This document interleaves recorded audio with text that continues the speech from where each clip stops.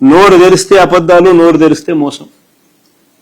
పెన్షన్లు మా హయాంలో, ఆ టేబుల్ ఏమో పెన్షన్ల హయాము 2024 మార్చిలో ఎన్నికల షెడ్యూల్ వచ్చే టయానికల్లా మా హయాంలో 66,34,372 పెన్షన్లు మా హయాంలో మేము పంపిణీ చేస్తా ఉంటే ఇంటి వద్దకే పంపించి, చంద్రబాబు నాయుడు హయాంలో పెన్షన్ 1000 రూపాయలు, మా హయాంలో దాన్ని 3000కు పెంచుకుంటూ పోయాం. ఇంటి వద్దకే పెన్షన్ పంపించే కార్యక్రమం చేసినాం, ఆత్మగౌరవాన్ని నిలబెడుతూ. 66,34,372 మందికి పెన్షన్ మా హయాంలో ఇస్తే చంద్రబాబు నాయుడు గారు ఇప్పుడు దాన్ని తగ్గించి మన మేలో ఇచ్చిన దానికి, ఈ మేలో ఇచ్చింది ఎంతమందికి చూస్తే 60,11,293 మందికి. అంటే ఏకంగా 6,23,079 మంది పెన్షన్లు తగ్గించేసినాడు. ప్రతి నెల 25,000 తగ్గిస్తా ఉన్నారు. ప్రతి నెల 25,000 కట్. కొత్త పెన్షన్ ఒకటి అడిషనల్ గా ఈకపోగా ప్రతి నెల 25,000 కట్ చేస్తూ ఇప్పటికే 6,23,000 పెన్షన్, 6,23,079 పెన్షన్లు కట్ చేసినారు. ఫీజు రీయింబర్స్మెంట్ పరిస్థితి అంతే. ఫీజు రీయింబర్స్మెంట్ కింద, విద్యా దీవెన, వసతి దీవెన కింద ఈ రెండేళ్ల పీరియడ్లో మామూలుగా ప్రతి క్వార్టర్కు, ప్రతి 3 నెలలకు 700 కోట్లు విద్యా దీవెన కింద ఇవ్వాలి. 7 క్వార్టర్లో ఇప్పుడు ప్రస్తుతానికి చంద్రబాబు నాయుడు గారు జనవరి, ఫిబ్రవరి, మార్చ్ క్వార్టర్, జనవరి, ఫిబ్రవరి, మార్చికి సంబంధించిన క్వార్టర్, మార్చి 16న ఎన్నికల కోడ్ వచ్చింది. జనవరి, ఫిబ్రవరి, మార్చ్ క్వార్టర్ ఏప్రిల్లో వెరిఫికేషన్ చేసి మేలో ఇవ్వాల్సింది. అప్పుడు ఎన్నికల ప్రక్రియలో భాగంగా ఆగిపోయింది.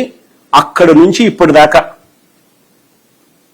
9 క్వార్టర్స్, ఈ మార్చికు 9 క్వార్టర్స్, ప్రతి 3 నెలలకు ఒకసారి ఇవ్వాల్సింది ఇప్పటికి 9 త్రైమాసికాలు అయిపోయినాయి. ఈ మార్చికి బకాయిలే 5,828 కోట్లు బకాయిలు ఉన్నాయి.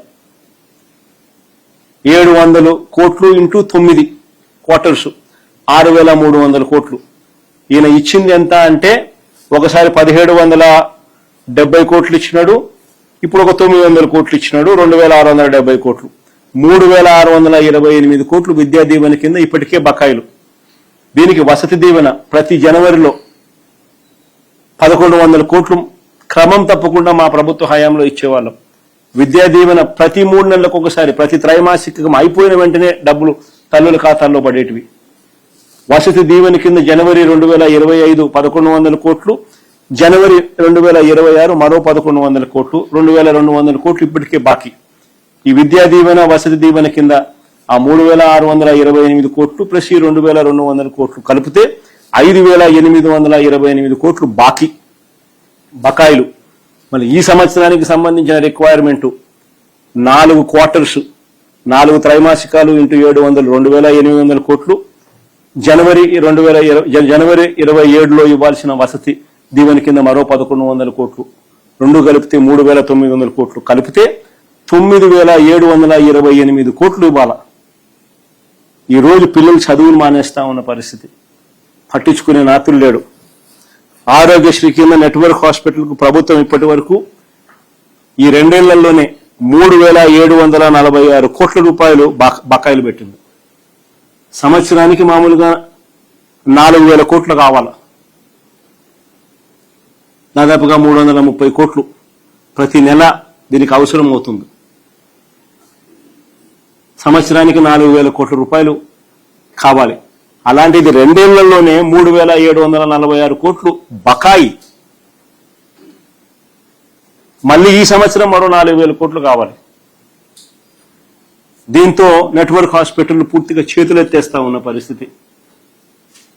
వారికి ఇవ్వాల్సిన డబ్బులు వాళ్ళకి ఇవ్వకపోగా ఈ పెద్ద మంది చంద్రబాబు నాయుడు గారు చేస్తా ఉన్న ఘనకార్యం ఏమిటి అని అంటే వాళ్ళ పేరుతో లోన్ ఇప్పిస్తున్నాడట. అని లోన్ ఇప్పిస్తానని దానికి 8% వడ్డీ కూడా వాళ్ళకి కట్ చేస్తానంటున్నాడు. మాకు ఇవ్వాల్సిన డబ్బులు మాకు ఇవ్వకుండా నువ్వు మాకు లోన్ ఇప్పించడం ఏంది స్వామి అని వాళ్ళు మొత్తుకుంటాను. పైగా దానికి 8% వడ్డీ మేము కట్టాలని చెప్పి మీరు అండం ఏంది స్వామి, మాకేం అర్థం కావడం లేదని నెట్వర్క్ హాస్పిటల్ లబోదిబో అని మొత్తుకుంటూ బోర్డు తిప్పేస్తా ఉన్నారు వాళ్ళు. ఈ పెద్ద మనిషి ఇవన్నీ ఏమీ చేయకపోగా ఉద్యోగస్తులను మరీ దారుణంగా మోసం చేస్తూ ఈ పెద్ద మనిషి చేసిన మోసాలు ఇప్పటికే 4 డిఏలు పెండింగ్.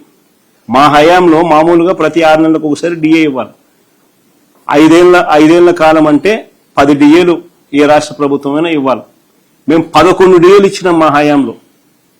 అది కాదు, అంతకన్నా ఒకటి ఎక్కువ, 11 డిఏలు ఇచ్చినాం మా హయాంలో. వస్తూనే మేము ఐఆర్ వేసినాం. అధికారంలోకి రాగానే ఐఆర్ ఇచ్చినాం 27%. కాలయాపన లేకుండా పిఆర్సీ కూడా వేసినాం. ఎంప్లాయీస్ ఇబ్బంది పడకుండా ప్రతి అడుగులోనూ చేయి పట్టుకొని నడిపిస్తూ వీళ్ళ గురించి ఎవరూ పట్టించుకోని పరిస్థితుల్లో వీళ్ళ గురించి మేము ఆలోచన చేసి జీపీఎస్ అనే విధానం కూడా తీసుకొచ్చినాం. వీళ్ళు ఓపీఎస్తో ఇబ్బందులు పడతా ఉంటే, సిపిఎస్తో ఇబ్బంది పడతా ఉంటే, ఈరోజు మేము చేసిన జీపీఎస్ అనేది దేశం మొత్తం కాపీ కొడతా ఉంది.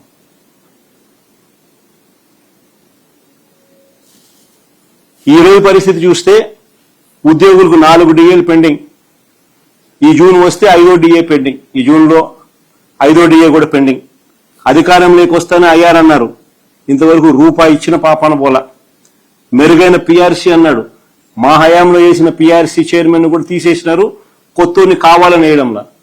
ఎందుకంటే కొత్త వాళ్ళని వేసినారు అని అంటే మళ్ళా రిపోర్ట్ రికమెండేషన్స్ వచ్చిందంటే వెంటనే జీతాలు పెంచాలి. కాబట్టి ఉద్యోగస్తులకు అసలు పిఆర్సీ వేయడంలా. పోలీస్ సోదరులకు ఇచ్చే సరెండర్ లీవ్స్ 5 పెండింగ్ ఇప్పటికే. ఆశ్చర్యం కలిగించే విషయం ఏంటంటే పోలీసులకు మామూలుగా సరెండర్ లీవ్ ఒకేసారి ఇస్తారు. సరెండర్ లీవ్ కనీసం ఇస్తే ఒకేసారి ఇస్తారు. ఒక సరెండర్ లీవ్ వస్తే కనీసం వాళ్ళకు 60,000 రూపాయలన్నా కనీసం చేతికి అందుతుంది. 60,000తో వాళ్ళు ఏదో కొబ్బు ఏదో చేసుకోవాల్సినట్టు ఏదైనా చేసుకుంటారు. మొట్టమొదటిసారిగా చంద్రబాబు నాయుడు సరెండర్ లీవ్ను కూడా స్ప్లిట్ చేస్తున్నాడు. సరెండర్ లీవ్ను కూడా వాయిదా పద్ధతులు పెడతా ఉన్నాడు. ఒకవైపు సరెండర్ లీవ్లలో వాయిదాలు పెడుతూనే మరోవైపున 5 సరెండర్ లీవ్స్ పెండింగ్, 15 నెలలు టీఏలు పెండింగ్ పోలీసులకు. మేము తెచ్చిన జీపీఎస్ లేదు, ఓపీఎస్ లేదు. ఎన్నికలకు ముందు ప్రతి నెల 1వ తేదీన ఉద్యోగస్తులకు అందరికీ జీతాలు అన్నాడు. ఈ రోజు పరిస్థితి ఏంటంటే నెలలో జీతాలు ఎప్పుడు వస్తాయో ఎవరికి తెలియదు. GPF, APGLI, medical reimbursement, retirement benefits, surrender leaves, వీటి అన్నింటి కింద ఉద్యోగస్తులకు ఇప్పటికే 35,000 కోట్ల రూపాయలు చంద్రబాబు బాకీ. అయినా వాటి గురించి పట్టించుకునే పరిస్థితి లేదు, మాట్లాడే పరిస్థితి లేదు. ఎవడైనా అడిగితే ఆ ఎంప్లాయీ యూనియన్ అధ్యక్షుడు వెంకటరామరెడ్డి అని పాపం ఆ పిల్లోడు నోరు తెలిసి అడిగితే ఆ పిల్లోని మీద దొంగ కేసులు పెట్టి, ఉద్యోగస్తుల మీద దొంగ కేసులు పెట్టి అసలు ఆ పిల్లోని ఉద్యోగం నుంచి డిస్మిస్ చేసినారు. దొంగ కేసులు పెట్టి చంద్రబాబు నాయుడు వ్యతిరేకంగా ఎప్పుడో క్యాంపెయిన్ చేసినాడని చెప్పి.